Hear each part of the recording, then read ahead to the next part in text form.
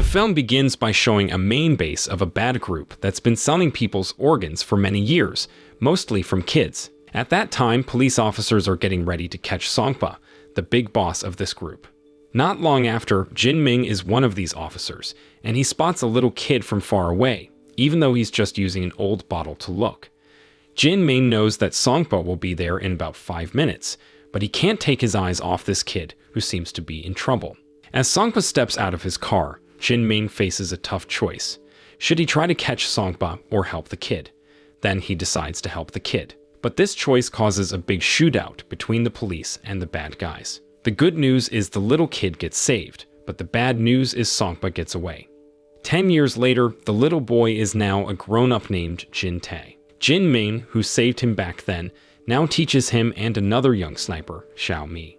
Jin Tae and Xiao Mi are always trying to outdo each other in shooting skills, but between the two, Xiao Mi is a bit better.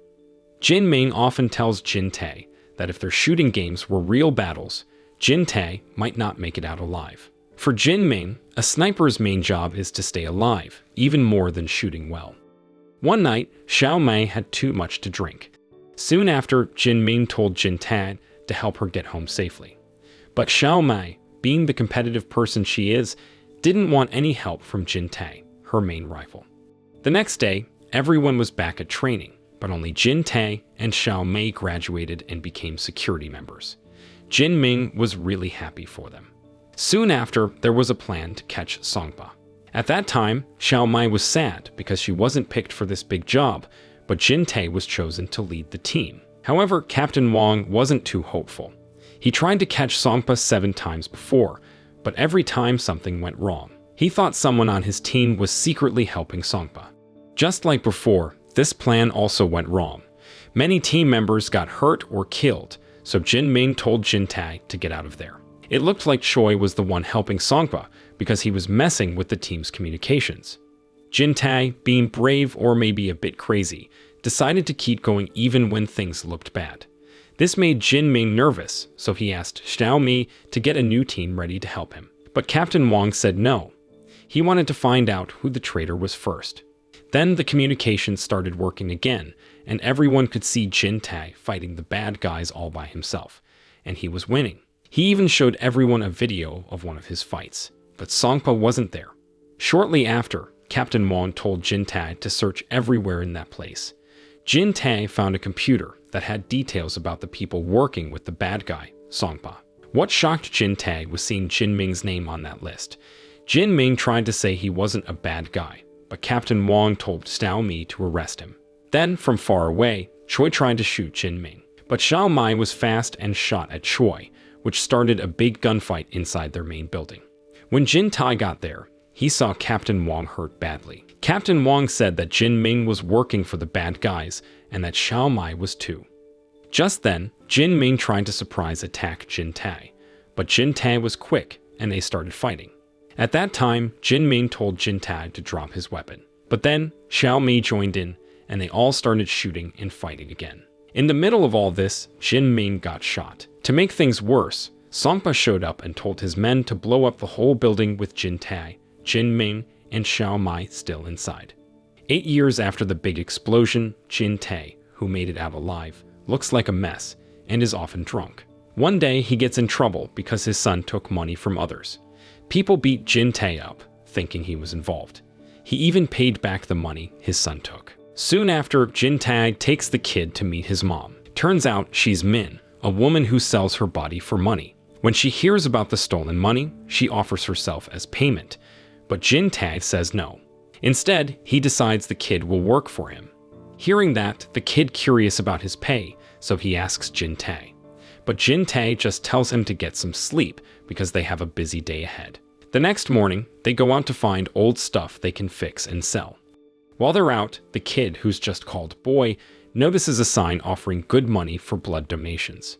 Back at their place, Boy is getting used to working and Jin Tae reminds him he still needs to study. Soon after, Min comes by to see her son and is amazed to see him studying. This wasn't something he did at her house. Boy then asks his mom to take off her glasses. He's never seen her without them and wonders why. When she does, it's clear that she's got a black eye from one of her clients. Shortly after, Boy decided to get some money from Jin Tae to help cover his mom's costs for a couple of days. After getting the money, Min brought some food to Jin Tae as a way to say thanks. You see, Jin Tae had taught Boy how to read and write. While they were together, Min shared a secret that Boy wasn't really her son. He was her nephew. Turns out, in the past, Boy's real mom, Min's sister, got into some bad stuff with drugs and made some really bad choices because she couldn't pay what she owed. After that, Min did whatever jobs she could, even ones she didn't like, to pay off her sister's debts and look after Boy. While they were talking, Boy was busy studying, but then he suddenly stopped and dropped his pencil. After that, Min finished up her chat about Boy and said her goodbyes before heading home. On the other hand, Boy was searching for his dropped pencil when he stumbled upon a hidden box. Inside, he found a bunch of household tools. He started wondering, was Jin Tae a killer or maybe a cop? Hearing that, Jin Tae didn't say anything. He just told Boy to head to bed. In that moment, Jin Tae seemed to have some heady feelings about Jin Ming. He kept having dreams about him. To deal with these memories, he often drank to find some peace. Surprise, surprise, Jin Ming was still around. In fact, he'd taken over the bad business from Songpa. On the other hand, Xiao Mai was still with Jin Ming, always by his side. She and another guy named Long were given a task to eliminate a business rival for Jin Ming. After they were done, Xiao Mei told Jin Ming she found someone with the same blood type as him. This was big news because, remember, Jin Ming had a weak heart after Jin Tae shot him 8 years back. Soon after, the scene takes us 8 years back. At that time, Dr. Kim was the one who saved Jin Ming from the brink of death. Through all this, Xiao Mai found out Jin Ming's true colors, that he was on Songpa's side. Although she wanted to end Jin Ming, memories of him saving her as a kid held her back. Instead, she went after Songpa and his crew, getting hurt in the process. But then, Long steps in. He takes out Songpa and his whole gang. Dr. Kim then lets Xiao Mi in on a secret that Jin Ming has a heart condition and needs a new one every few years. Plus, his blood type, B or a negative, is pretty rare. Back to Jin Tae, he woke up and noticed Boy was missing from his bed. Soon enough, Boy showed up with lots of food, drinks, and cash. Jin Tae, thinking Boy had stolen again, lost his temper and told Boy to leave for good. But feeling sorry, Jin Tae went out looking for Boy. He did find him, but not in a good situation. Soon after, Long grabbed Boy. There, Jin Tae tried to save him, but couldn't because Long had a gun.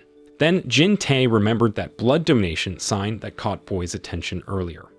Shortly after, Jin Tae quickly went to see if Boy had actually donated blood for some cash.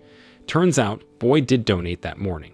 Worried, Jin Tae pressed a doctor for details on where human organs might be taken by shady organizations. The doc spilled the beans and gave an address. After hearing that, Jin Tae headed to that location, which was disguised as a restaurant. Pretending to be a worker there, he sneaked around, especially checking the morgue, hoping not to find Boy. He had a close call in an elevator with another worker, but managed to handle it. But trouble wasn't far behind. The doctor Jin Tae had earlier confronted ratted him out to another doc at the restaurant. Before he knew it, Dr. Kim, the guy from the restaurant, tried to knock Jin Tae out with some drug. Jin Tae tried to resist even though he felt dizzy. To his shock, he recognized this doc. It was the same Dr. Kim who had tried to harm him when he was just a kid. Furious, Jin Tae demanded to know Boy's whereabouts. Before anyone could react, Dr. Kim was suddenly shot dead. Right after, his phone buzzed, showing a call from Xiao Mai. This is when Jin Tae realized Xiao Mai was involved in these shady dealings. To distract her, Jin Tae used a clever trick with a spoon, making her lose focus. It gave him a short window to dodge the bullets she fired at him. Soon after, Xiao Mai took another shot at Jin Tae, but he managed to escape again.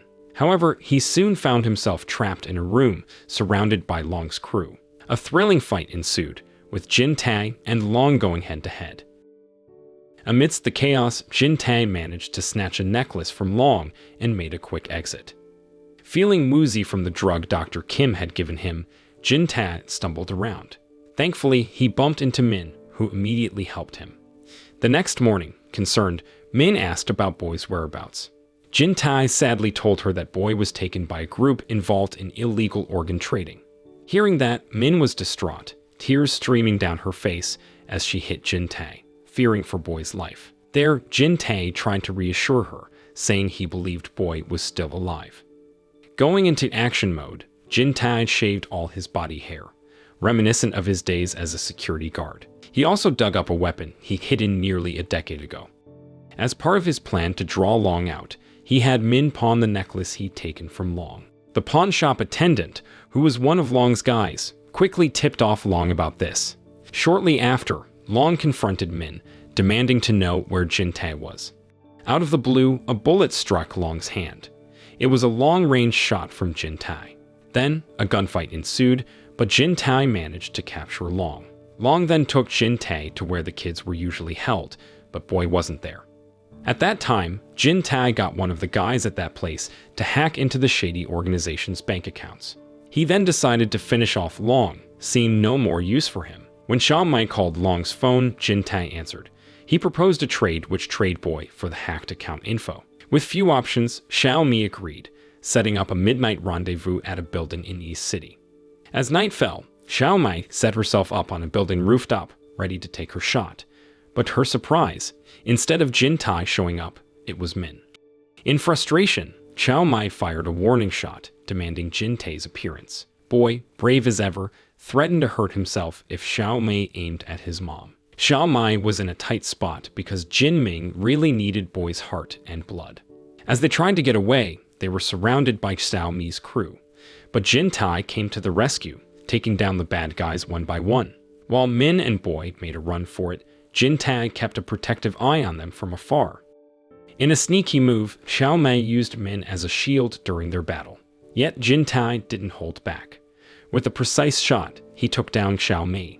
He got shot too, but was saved by his bulletproof gear. Xiao Mai wasn't so lucky and didn't make it.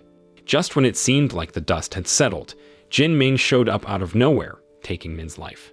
Boy was once again captured. Jin Tae was shocked to discover Jin Ming was not only alive, but also knee-deep in shady dealings. As Jin Ming was getting ready for a procedure, gunshots echoed, with bullets hitting the protective glass around him. So, Jin Ming, who used to train Jin Tae and Xiao Mai, told his crew to go after Jin Tae. But even though Jin Tae was going up against his old trainer's team, he outclassed them all. The battle made its way inside a building, where Jin Tae quickly took care of Jin Ming's guys.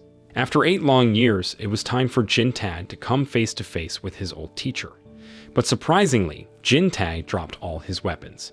He wasn't there to fight, he just wanted to save Boy. Even when Jin Ming shot him twice, Jin Tae didn't strike back.